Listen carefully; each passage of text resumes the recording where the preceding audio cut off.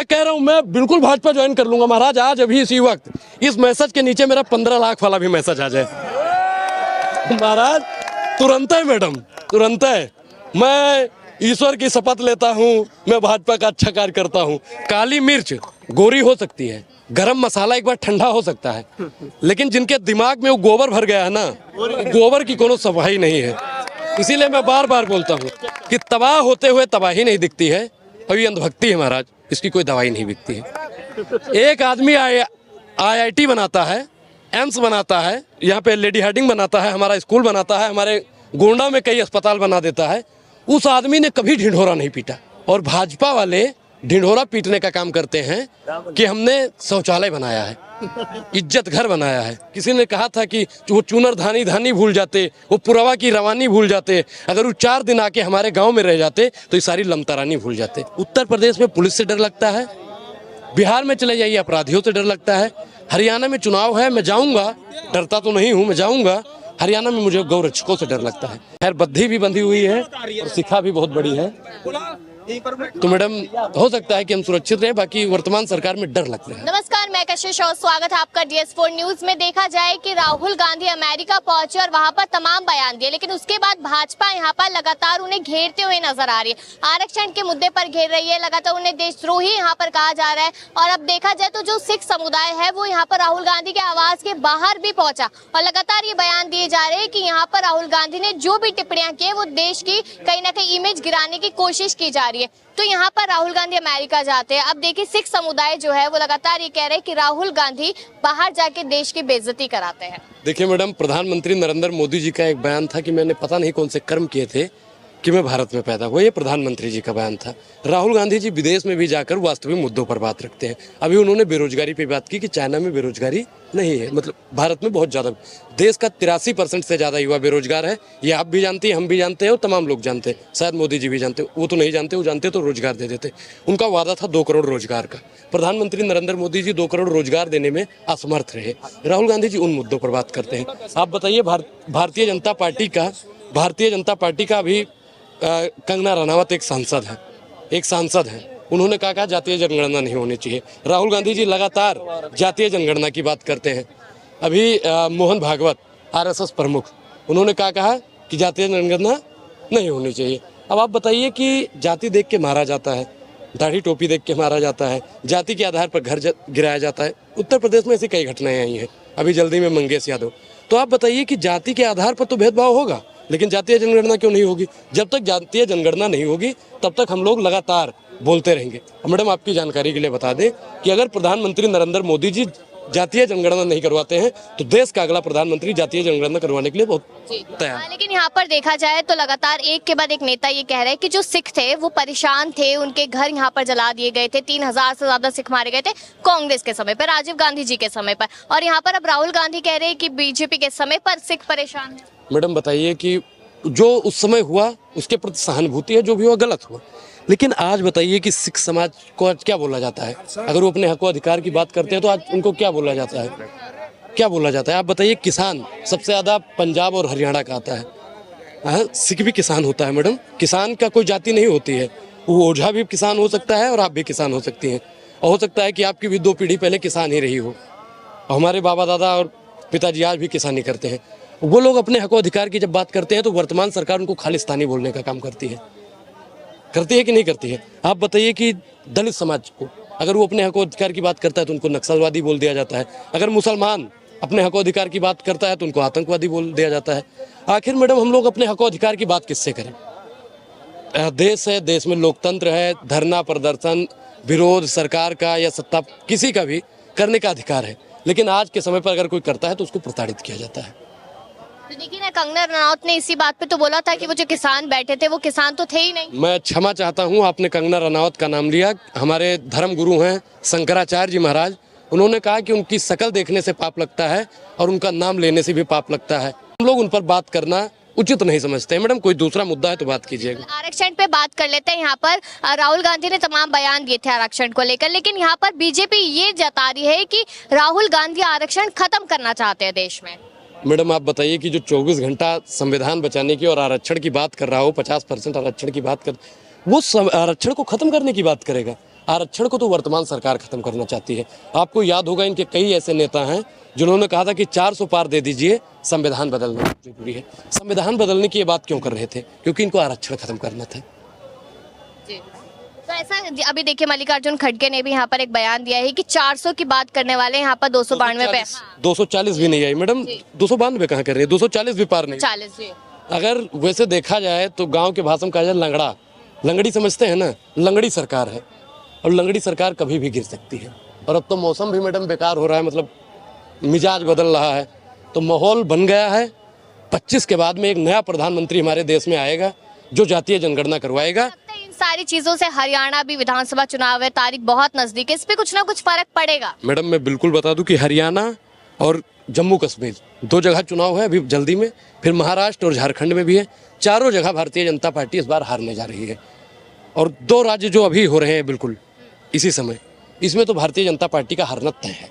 क्योंकि हरियाणा की, मैडम आप बोल लीजिए या मुझे ही बोलने दीजिए, हरियाणा की बेटियों को जिस प्रकार से दिल्ली की पुलिस से लड़वाया गया, दिल्ली की पुलिस से कुश्ती करवाई गई, अब हरियाणा की जनता अगर ये पहुंचेंगे तो हरियाणा की जनता इनको स्वीकार नहीं करेगी। हरियाणा में 37% से ज़्यादा बेरोजगारी है और भाजपा सरकार वहाँ पे 10 साल से है, कुछ करने को तैयार नहीं है। आखिर मैडम कब तक युवाओं के साथ में कब तक ये छलावा करते रहेंगे? मैं एक पढ़ने वाला विद्यार्थी हूँ, मैं भी BA कर रहा हूँ राजनीति शास्त्र से, और आप बताइए कि प्रधानमंत्री नरेंद्र मोदी जी अगर पढ़े लिखे होते तो वो हमारे कलम पर और किताब पर टैक्स न लगाते। कलम पर 18% की GST और स्टेशनरी पर 12% की GST लगा देने वाला अगर कोई आदमी है तो नरेंद्र मोदी जी है। इससे पहले शिक्षा पर टैक्स नहीं हुआ करता था। और यहाँ तक तो मैडम छोड़ दीजिए, जो कपड़ा पहने हैं ना, इस पर भी टैक्स लग गया है, और यहाँ तक कि कफन पे भी टैक्स लग गया है। मतलब हर चीज पर टैक्स। ये जो हम लोग पाउडर लगाते हैं, क्रीम लगाते हैं, इस पर भी टैक्स लग गया है। मैडम सवेरे उठते हैं, मंजन करते हैं ना, पेस्ट, उदंत कांति का पेस्ट करते हैं, उस पर भी GST, नहाए पानी पर भी GST, और फिर कपड़ा पहने उस पर भी GST, तौलिया से देह पूछा उस पर भी GST, और घर में रोटी खाया उस पर भी GST, और फिर रात में पंखा चला के सोई उस पर भी GST। मैडम करेजे में इतना, जेब में पैसा नहीं बचा और करेजे में हिम्मत नहीं बची है कि हम और GST दे पाए। मैडम जब GST की बात होती है ना तो हाथ कांपने लगता है। हम गरीब के बेटे हैं। अगर किसी ने कहा था कि वो चूनर धानी धानी भूल जाते, वो पुरवा की रवानी भूल जाते, अगर वो 4 दिन आके हमारे गांव में रह जाते तो ये सारी लमतरानी भूल जाते। मैडम आप बताइए कि हमारी वित्त मंत्री जी कहती हैं कि हम प्याज नहीं खाते हैं, लहसुन नहीं खाते हैं। आप बताइए, आटा तो सब खाता है ना मैडम, आप प्याज पे और लहसुन पे टैक्स लगा दीजिए, अनुराग ओझा को कोई दिक्कत नहीं है। लेकिन मैडम आप बताइए कि दूध पे टैक्स, दही पर टैक्स, रबड़ी पर टैक्स, और माफ कीजिएगा मैडम मैं उस शब्द को बोलना नहीं चाहता था, मरने के बाद में हमारे कफन पर भी GST लगा देने वाली अगर कोई सरकार है तो ये वर्तमान सरकार है। ये मैडम कब तक होता रहेगा, कब तक? मैं प्रधानमंत्री नरेंद्र मोदी जी को एक समय पर फॉलो करता था। मैं जानता था कि इनके जैसा प्रधानमंत्री इस पृथ्वी पर हो ही नहीं सकता, क्योंकि इनके 2014 से पहले का जो भाषण था वो कहते थे कि बेरोजगारी को दूर करेंगे। बहुत हुई बेरोजगारी की मार अब की बार मोदी सरकार। ये आप बोल रही हैं, बढ़िया है। मोदी जी कहते थे। बहुत हुआ भ्रष्टाचार अब की बार भाजपा सरकार, बहुत हुआ महिलाओं पर अत्याचार अब की बार भाजपा सरकार। प्रधानमंत्री जी के जुमले थे, लेकिन सत्ता में आने के बाद में भारतीय जनता पार्टी उन तमाम नाराओं को भूल चुकी है। जब जब जुल्म करेगा सत्ता के गलियारों से चप्पा चप्पा गूंज उठेगा इंकलाब के नारों से। मैडम आप बताइए, आप लोग कुछ मीडिया के बंधु, आप लोग भी हो सकते हैं उसमें, दिखाते हैं कि 18 घंटे काम करते हैं। आप सोचिए मैडम कि बेचने वाला आदमी अगर 18 घंटा काम करता है तो जिसने IT और पता नहीं क्या क्या इस देश में बना दिया, वो आदमी ने कितना घंटा मेहनत किया होगा, ये बात पूछता है भारत, कितना काम किया होगा। लेकिन उस सरकार से, जो पहले की सरकार थी, आज भी मोदी जी 70 साल का हिसाब मांगते हैं।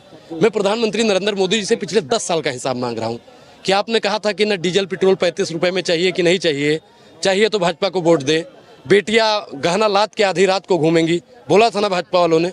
हमारे उत्तर प्रदेश में जयशाह का पापा गया था, भैया उत्तर प्रदेश में हमारे जयशाह का पापा गया था, बोला ऐसा कानून व्यवस्था लाएंगे, ऐसा कानून व्यवस्था लाएंगे, ऐसा कानून व्यवस्था लाएंगे कि महिलाएं आधी रात को गहना लाद के घूमेंगी। आज मैडम उत्तर प्रदेश में हमारी बहन बेटियों के साथ में क्या हो रहा है आप भी जानते हैं। मध्य प्रदेश में भी जल्दी में मैडम भगवान शिव की जो नगरी है महाकालेश्वर, उसी के सामने भिखारी के साथ में कर दिया जाता है उज्जैन में। और हम तो राम को मांगने वाले हैं, गोंडा अयोध्या से आते हैं। भगवान राम ने कहा है कि लिंग थाप विधिवत करी पूजा, शिव समान मोहि प्रिय न दूजा। और उसी शिव की नगरी उज्जैन में एक भीख मांगने वाली सोच देखिए। और मोहन यादव जी बोलते नहीं है। मैडम आखिर कब तक मारा जाएगा? लगातार सवाल सरकार से आप कर रहे हैं, लेकिन यहाँ पर आपने अभी देखा जाए, मैं किससे सवाल पूछूं? राहुल गांधी से पूछूं या अखिलेश यादव से पूछूं? सरकार जवाब कहाँ दे रही है फिर? मैडम झुकती है दुनिया, झुकाने वाला चाहिए। हमारे दिनकर साहब ने लिखा था कि मानव जब जोर लगाता है पत्थर पानी बन जाता है। तो एक न एक दिन प्रधानमंत्री नरेंद्र मोदी जी अनुराग ओझा की बात को सुनेंगे और जरूर वो अपनी प्रतिक्रिया देंगे। अच्छा, एक और चीज बताइए, यहाँ पर आपने पहलवानों की बात की थी, किस तरीके से उनके साथ यहाँ पर दुर्व्यवहार किया गया था, लेकिन उसी बीच मनोहर लाल खट्टर ये कहते नजर आए कि वो लोग तो राजनीतिक से प्रेरित है और राजनीति प्रेरित होने की वजह से अब राजनीति में नजर आ रहे हैं। देखिए मैडम, कांग्रेस ने विनेश फोगाट जी को टिकट दिया, जो भारतीय जनता पार्टी के पेट में, जैसे मैडम होता नहीं है कि गाँव में बारात में जाओ भैया तो कुछ वही मेरे खा लो रसगुल्ला ज्यादा तो पचत नहीं है, होत का है कालरा पकड़ लिया था।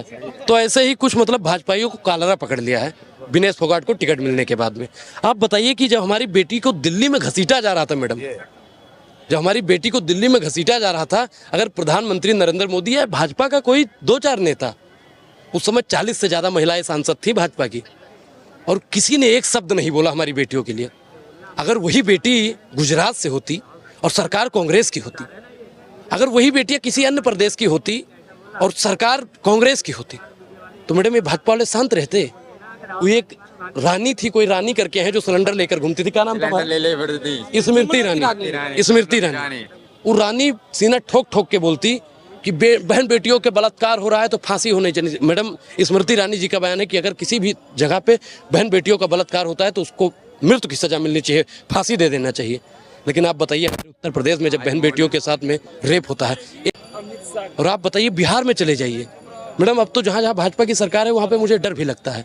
मेरे ऊपर 2 मुकदमा हो चुका है मैडम, मंगेश यादव के ऊपर 8 मुकदमा था। उत्तर प्रदेश में पुलिस से डर लगता है, बिहार में चले जाइए अपराधियों से डर लगता है, हरियाणा में चुनाव है मैं जाऊंगा, डरता तो नहीं हूँ, मैं जाऊंगा।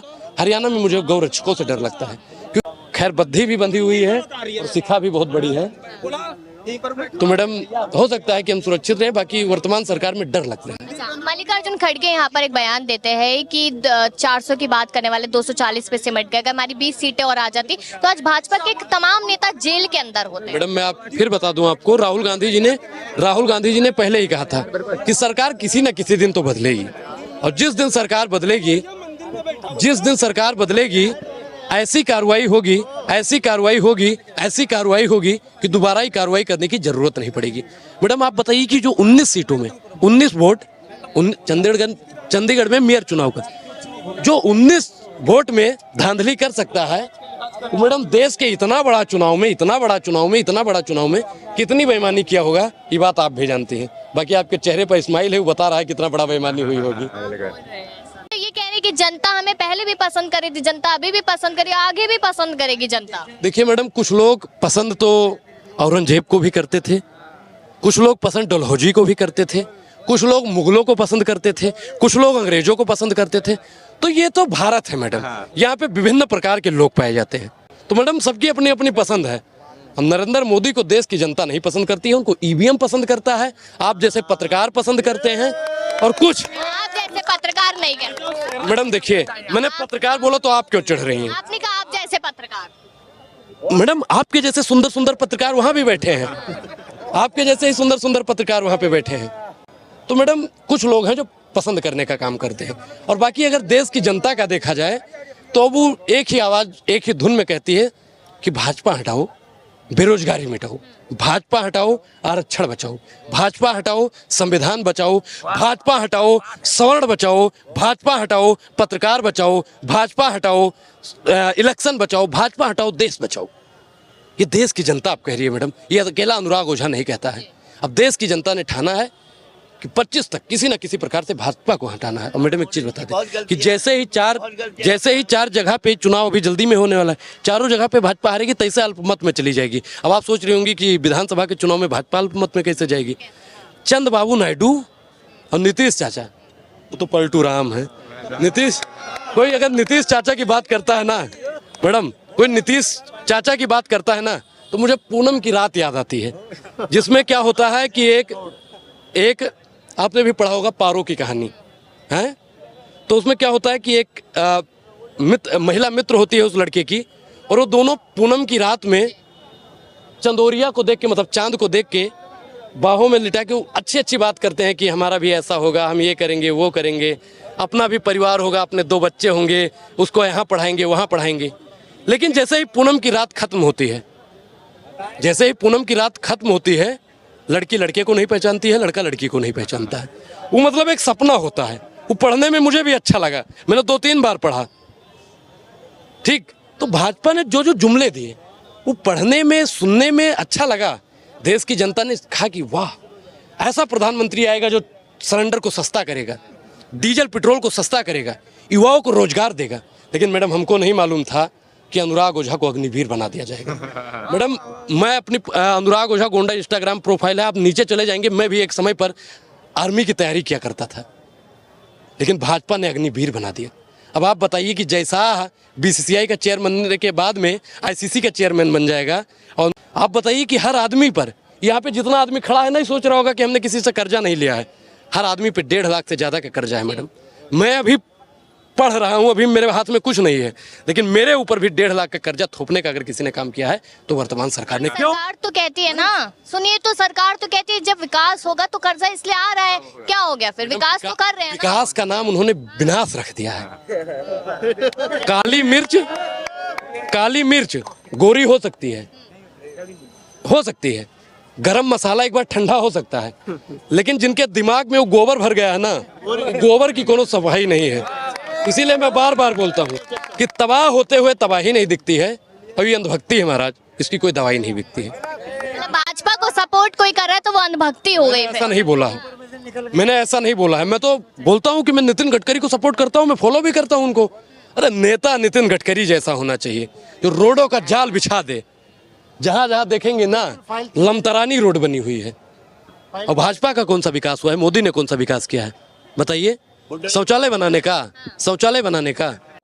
एक आदमी IIT बनाता है, एम्स बनाता है, ये हमारे यहाँ पे लेडी हार्डिंग बनाता है, हमारा स्कूल बनाता है, हमारे गोंडा में कई अस्पताल बना देता है। उस आदमी ने कभी ढिंढोरा नहीं पीटा कि मैंने ये काम किया। और भाजपा वाले ढिंढोरा पीटने का काम करते हैं कि हमने शौचालय बनाया है, इज्जत घर बनाया है। ये शौचालय बना रहे हैं, ये सचिवालय नहीं बनाना चाहते हैं। और भाजपा वाला मैडम एक चीज़ आजकल गलती कर रहा है, ये हमारे पास मैसेज भेज रहा है कि भाजपा ज्वाइन करिए, मतलब जबरदस्ती। ये आप देखिए, ये आपके पास भी मैसेज आ सकता है कभी भी, तो सावधान रहिए मैडम। बताइए, भाजपा वाले इतना गिर गए हैं कि अब वो अनुराग ओझा से कह रहे भाजपा ज्वाइन कीजिए। युवाओं को लेना चाहते हैं ना। मैं कह रहा हूँ, मैं बिल्कुल भाजपा ज्वाइन कर लूंगा महाराज। आज अभी इसी वक्त इस मैसेज के नीचे मेरा 15 लाख वाला भी मैसेज आ जाए महाराज, तुरंत है मैडम, तुरंत है। मैं ईश्वर की शपथ लेता हूँ, मैं भाजपा का अच्छा कार्य करता हूँ, तुरंत। अरे मोदी ने काम किया है, 15 लाख हमारे खाते में आए हैं, मोदी ने शौचालय बनाया है। प्रधानमंत्री जी का किन्हीं 5 काम आप बताइए जो देश हित में किया गया हो। जब तक भाजपा की सरकार रहेगी, डबल इंजन की सरकार, मतलब 2 लोगों का व्यापार, 2 खरीदेगा और 2 बेचेगा। सही बात है।